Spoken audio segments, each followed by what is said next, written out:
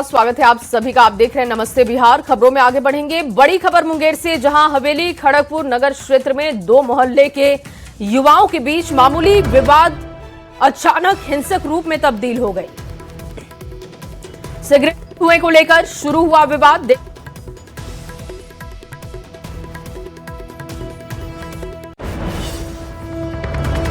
देखिए, सिगरेट के धुएं को लेकर शुरू हुआ विवाद देखते ही देखते पथराव में बदल गया, जिसमें कई लोग जख्मी हो गए। पुलिस मौके पर पहुंची, हालात को काबू में किया गया। कुछ लोगों को हिरासत में लिया गया है। पुलिस ने एहतियातन 4 से 5 लोगों को हिरासत में लिया।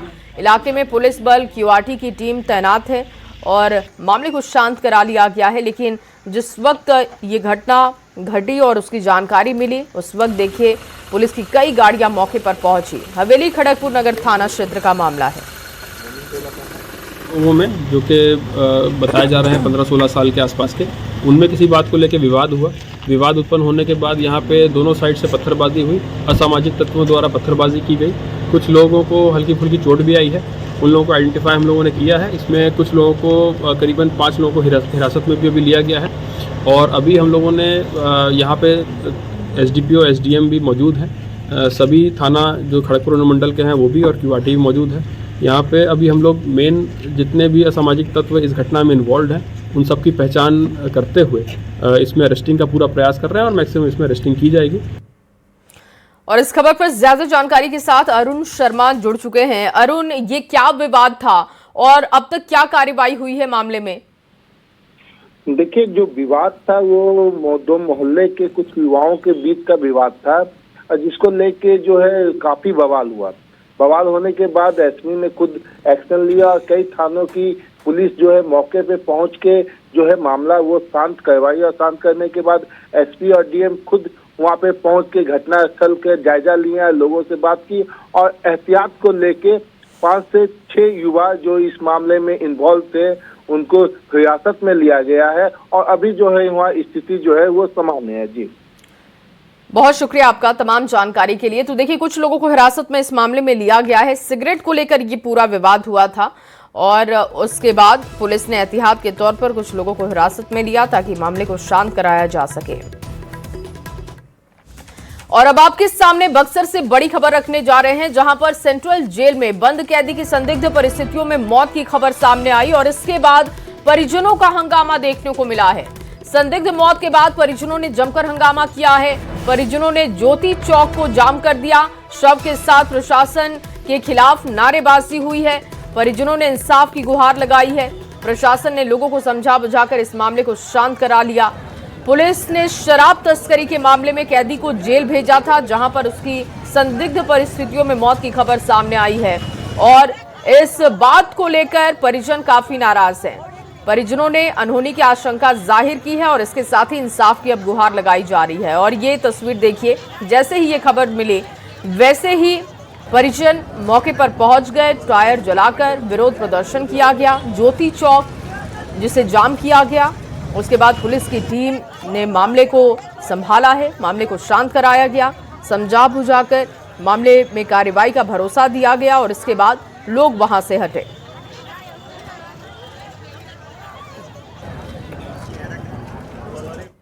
और अगली खबर समस्तीपुर से है, जहां पर मोहिउद्दीन नगर थाना क्षेत्र के डुमैनी में उस समय अफरा तफरी का माहौल बन गया, जब छापेमारी कर लौट रही पुलिस टीम से ग्रामीणों ने गिरफ्तार शराब धंधेबाज को जबरन छुड़ा लिया। और इस दौरान पुलिस और ग्रामीणों के बीच में धक्का मुक्की की तस्वीरें बन गई, हाथापाई तक हो गई।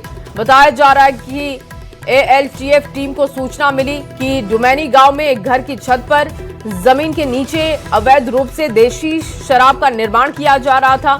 सूचना के आधार पर वहां पर टीम छापेमारी करने के लिए पहुंची। कार्रवाई के दौरान पुलिस ने 30 लीटर देसी शराब बरामद करते हुए हरेंद्र पासवान को गिरफ्तार किया था। साथ ही मौके पर चल रहे अवैध शराब की भट्टी को ध्वस्त किया गया। गिरफ्तारी के बाद जब पुलिस टीम आरोपी को लेकर थाने जा रही थी, तभी रास्ते में परिजनों और कुछ ग्रामीणों ने पुलिस को घेर लिया। देखते ही देखते वहां पर हंगामा शुरू हो गया।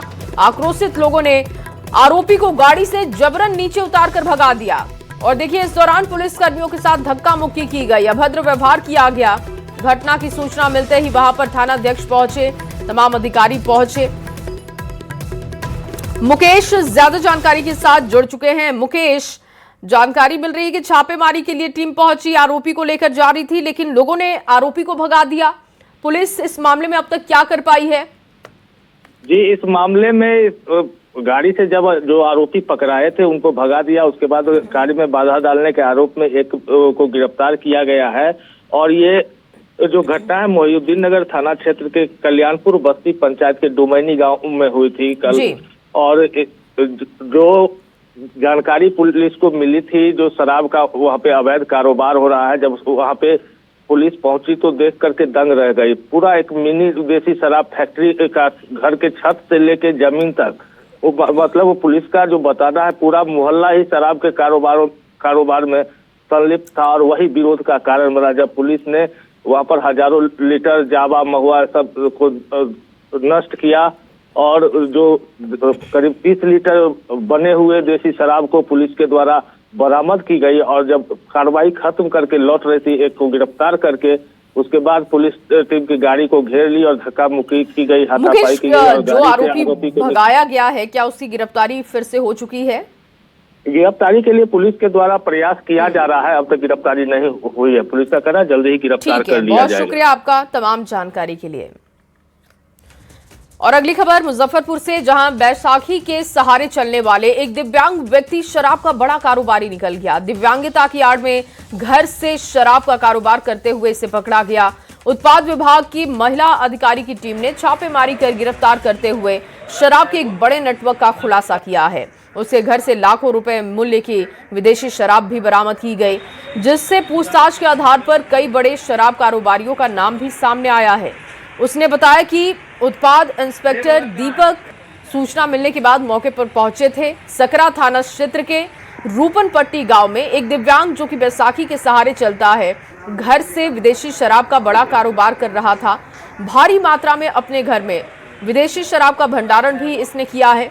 और इसके बाद उत्पाद विभाग के सब इंस्पेक्टर ज्योति कुमारी के नेतृत्व में महिला पुलिस की टीम मौके पर पहुंची और दिव्यांग मनीष कुमार को पकड़ा गया है, जिनकी तस्वीर आप देख रहे हैं। देखिए, बेडरूम से लेकर किचन तक भारी मात्रा में विदेशी शराब की खेप बरामद की गई। हुए हम लोग जिलाधिकारी महोदय के आदेशानुसार जिले के हर एक क्षेत्र में पैनी नजर बनाए हुए हैं, चाहे वो बस अड्डा हो, रेलवे स्टेशन हो, अन्य सेंसिटिव जगह हो। और इसी क्रम में एक आज सकरा थाना क्षेत्र के अंतर्गत दिव्यांग व्यक्ति गिरफ्तार हुआ है, जिसके पास से कि भारी मात्रा में विदेशी शराब बरामद हुई है। और उसका नाम मनीष कुमार है, रूपनपट्टी गांव का रहने वाला है। हालांकि हम लोग अभी जो प्राइमरी स्टेज में पूछताछ किए, पूछताछ के उपरांत हम लोग उसको जो शराब की आपूर्ति करता है उसका भी हम लोग खोजबीन कर आवश्यक कानूनी कार्रवाई करेंगे। और वहीं कटिहार में पुलिस की कार्रवाई पर सवाल उठ रहे हैं। दरअसल ये पूरा मामला भेड़िया रेखिका मोहल्ले का बताया जा रहा है, जहां पर सागर चौहान नामक एक शख्स को पुलिस ने उसके घर से गिरफ्तार किया।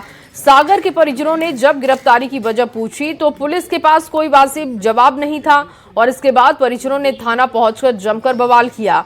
परिजनों का आरोप है कि उनके बेटे पर कोई आपराधिक मामला नहीं और इसीलिए वो लोग गिरफ्तारी का कारण जानना चाहते हैं, लेकिन पुलिस उन लोगों को वजह नहीं बता रही। फिलहाल इस मामले में पुलिस का भी पक्ष सामने आ गया है, जहां एएसपी अभिजीत सिंह ने गिरफ्तारी की पुष्टि करते हुए विधि सम्मत कार्रवाई बता रहे हैं। साथ ही परिजनों के आरोपों पर जांच का भरोसा दिया है। मालूम कुछ नहीं चल रहा है, पुलिस लोग आए और उसको उठा के ले गए हैं। हम लोग पता लगा रहे हैं कि क्या मामला था, कोई मामला है ही नहीं, और उसको उठा के ले गया पुलिस। 12 बजे रात में आया पुलिस लोग, लेकिन दीवार फाड़ के हम लोग पूछते रह गए उससे कि क्या बात है, आप कुछ बताइए, कोई मामला है, चाहे FIR कुछ है, कुछ बताइए। तो बोला नहीं, उससे सिर्फ बात करना है। तब बोले जो बात करना ही पे बात कीजिए, हम लोग के सामने बात कीजिए, लेकिन बात वो नहीं की है। बोले लेके जा रहे हैं, उससे हम बात कर लेंगे। आप एक कांड दर्ज हुआ तो 226 27 आर्म्स एक्ट और हत्या के प्रयास से संबंधित, उसी में इनका नाम आया था, उसी में इनकी गिरफ्तारी की गई है और न्यायिक अभिरक्षा में भेजा गया है। जो भी पुलिस ने किया सब विधि सम्मत कार्रवाई की है।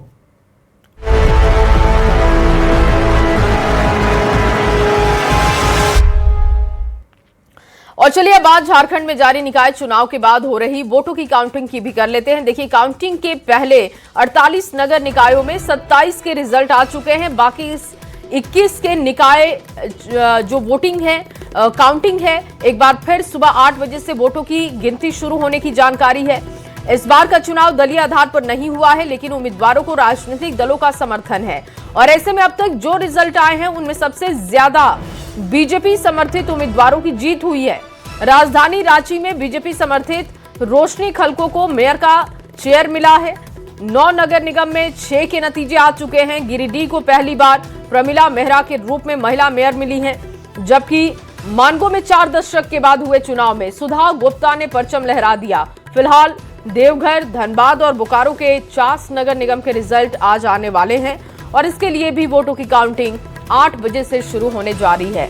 बैलेट पेपर से चुनाव हुआ था, तो देखिए जो प्रक्रिया है वो भी काफी धीमी है, लेकिन कई जगहों के नतीजे आ चुके हैं। आज कई जगहों से नतीजे आएंगे। एक बार फिर से सुबह 8 बजे से वोटों की काउंटिंग शुरू होगी। लेकिन अब तक जो रिजल्ट सामने आए हैं, क्योंकि दलीय आधार पर यह चुनाव नहीं था, लेकिन राजनीतिक दलों का समर्थन था, तो ऐसे में अब तक जिन्होंने जीत हासिल की है उन तमाम लोगों को जानकारी मिल रही है कि बीजेपी का समर्थन रहा है। यानी कि बीजेपी समर्थित जो उम्मीदवार थे उनमें से ज्यादा लोगों ने जीत हासिल की है। रोशनी खलको जो कि जीत हासिल कर चुकी हैं, उनका नाम बार बार सामने आ रहा था, उनके काम की तारीफ हो रही थी और अब देखिए उनकी जीत की खबर भी सामने आ चुकी है। लेकिन कई जगह अभी भी ऐसे हैं जहां पर रिजल्ट आना बाकी है और पहले दिन 27 निकायों का रिजल्ट घोषित किया गया है। आज 21 निकाय के रिजल्ट का इंतजार है। 8 बजे से एक बार फिर से काउंटिंग शुरू की जाएगी। 9 नगर निगम में 6 जगहों के लिए खबर सामने आ चुकी है, लेकिन बीजेपी समर्थित रोशनी खलको की जीत की खबर से कल समर्थक काफी उत्साहित दिखे थे और आज एक बार फिर से मतगणना की शुरुआत होगी। और वहीं गिरिडीह नगर निगम के भी परिणाम आ गए हैं। जेएमएम समर्थित प्रमिला मेहरा ने बाजी मार ली है। ये गिरिडीह नगर निगम की पहली महिला मेयर हैं और इन्होंने बीजेपी समर्थित प्रत्याशी शैलेंद्र कुमार चौधरी को 14,599 वोटों के अंतर से हराया है।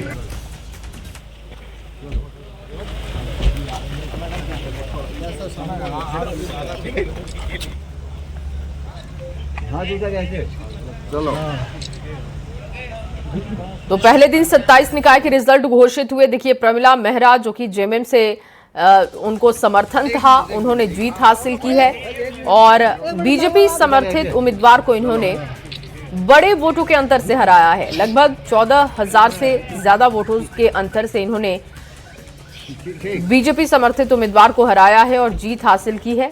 और पहली ये अपने नगर वासियों का, जितने भी हमारे शहर के जनता है और सभी लोगों का, सभी वर्गों को मैं कोटि कोटि नमन करती हूँ, दिल से धन्यवाद देती हूँ जो उन्होंने मुझ पर आशा और भरोसा जता करके और मुझे यहाँ तक पहुँचाने का काम किया। सबसे पहला होगा पेयजल। जो हमारी पेयजल की समस्या रही, हर वार्ड में जो घूमी हूँ तो सबसे ज़्यादा पानी का, पेयजल की समस्या मैंने देखा। साफ सफाई को लेकर के हर वार्ड मेरा क्लीन होना चाहिए, तो उसको लेकर के सब रहेगा। उसके बाद फिर हमारा जो ट्रैफिक का जो भी व्यवस्था रहेगी उसको हम दुरुस्त करेंगे।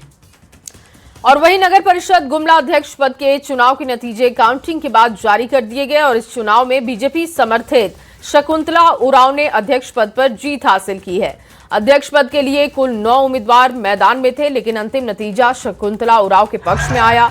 उन्होंने जेएमएम समर्थित उम्मीदवार आश्रिता टोप्पो को हरा दिया है। जीत के बाद शकुंतला उरांव को बधाई दी गई। जीत का सर्टिफिकेट लेने के बाद शकुंतला उरांव ने भव्य विजय जुलूस भी निकाला, जिसकी तस्वीरें आप देख रहे हैं। मेरे गुमला जिला के वासियों को बहुत बहुत धन्यवाद मैं देना चाहती हूँ। ये मेरी जीत नहीं है, मेरी गुमला की जनता की जीत है, मेरे कार्यकर्ता की जीत है, आप सबकी जीत है। आप सबको मैं बहुत बहुत धन्यवाद, शुक्रिया अदा करना चाहती हूँ। हम लोग का प्रधानमंत्री जी का ये है कि सबका साथ, सबका विकास और सबका विश्वास के साथ ये आगे हम लोग काम करेंगे। गुमला को चहुमुखी विकास करना चाहेंगे। और वहीं हजारीबाग नगर निगम चुनाव में अरविंद राणा ने मेयर पद पर शानदार जीत हासिल की है। अरविंद राणा ने ये चुनाव जनता से आर्थिक सहयोग लेकर लड़ा। उन्हें करीब 1,70,000 रुपए की मदद मिली थी और सीमित संसाधनों में चुनाव लड़ने वाले अरविंद राणा ने अपनी जीत को जनता के विश्वास की जीत बताया है और जनता का आभार जताया। वाला पल है और माँ भगवती का आशीर्वाद मुझे प्राप्त था पहले दिन से। मैं छठ माता की सेवा करता रहा हूँ और यह जो जीत है यह जनता की जीत है। मैं हर घर से 10 रुपए लेके आशीर्वाद लेकर आया था और मैं चुनाव जीतने के बाद हर घर उस आशीर्वाद का आभार व्यक्त करना चाहूंगा। जिस तरह मैं नामांकन के समय, चुनाव के समय प्रचार किया है, मैं उसी तरह हर घर जाके आभार प्रकट करूंगा। और वहीं लोहरदगा नगर परिषद अध्यक्ष पद पर बीजेपी समर्थित प्रत्याशी अनिल उरांव ने जीत हासिल की। दूसरे स्थान पर पूर्व नगर परिषद अध्यक्ष पवन एक्का रहे, जबकि जेएमएम समर्थित उम्मीदवार बाल मुकुंद लोहरा तीसरे स्थान पर हैं। अनिल उरांव की जीत से समर्थकों में काफी उत्साह है। बीजेपी का झंडा और भगवा झंडा लेकर सड़कों पर जीत का जश्न मनाते हुए समर्थक दिखाई दिए। मैं लोहरदगा शहरवासियों को बहुत बहुत धन्यवाद देना चाहता हूं, जिन्होंने मुझे इतना अपार समर्थन और प्यार दिया। उसके लिए मैं जीवन भर जो है और लोहरदगा की जनता को जो है ऋणी रहूँगा। और इस जीत को मैं इस तरह से देखना चाहता हूँ कि ये जीत सनातन की जीत है। ये जीत भारतीय जनता पार्टी के एक कार्यकर्ताओं की जीत है। ये जीत पूरे लोहरदगा शहरवासियों की जीत है। निश्चित रूप से आज जो है लोहरदगा नगर निकाय चुनाव, यहाँ जो नगर परिषद के चुनाव में हमारे भारतीय जनता पार्टी समर्थित उम्मीदवार श्री अनिल उरांव जी की विजय हुई है। मैं पूरे नगर के आम जनों को और हमारे कार्यकर्ताओं को ढेर सारी बधाई देता हूं और अनिल उरांव जी को मैं ढेर सारी शुभकामना देता हूं। और वहीं साहिबगंज में नगर निकाय चुनाव परिणाम घोषित कर दिए गए। जेएमएम समर्थित रामनाथ पासवान नगर परिषद अध्यक्ष बने। उन्होंने अपने निकटतम प्रतिद्वंदी कपिल देव दास को 2795 मतों के अंतर से पराजित किया और बरहरवा नगर पंचायत अध्यक्ष पद पर बीजेपी समर्थित उम्मीदवार अर्पिता दास ने 1572 मतों से विजय हासिल की। इसके अलावा देखिए, राजमहल नगर पंचायत अध्यक्ष पद पर मोहम्मद कोताबुद्दीन ने लगभग 479 मतों के अंतर से जीत हासिल की। नगर निकाय चुनाव का नतीजा जो है अब सामने आ गया है। बता दें कि राजमहल नगर पंचायत, बरवा नगर पंचायत के भी नतीजे सामने आ गए हैं। तो कह सकते हैं कि अब जो है मतगणना की प्रक्रिया जो है वो समाप्त हो गई है। और वहीं आपको बता दें कि साहेबगंज नगर परिषद अध्यक्ष पद के लिए जो है रामनाथ पासवान उर्फ छोटू पासवान जो है यहाँ से विजय घोषित हुए हैं। चलिए उनसे जानते हैं कि वो जनता के बीच किन किन मुद्दों को लेकर गए थे और अब जो है वो क्या क्या जो है क्षेत्र में विकास का कार्य करेंगे। हम जो भी वादा किए हैं उनको हम पूरा करेंगे एकदम। जब हमारा 2800 वार्ड का जनता हमको सहयोग किया है तो हम जनता का बात पे हम खरे उतरेंगे। ये जो जीत है इसके लिए क्या संदेश देना? ये जीत हमारी नहीं, हमारे साहेबगंज का 2800 वार्ड का जनता का जीत है।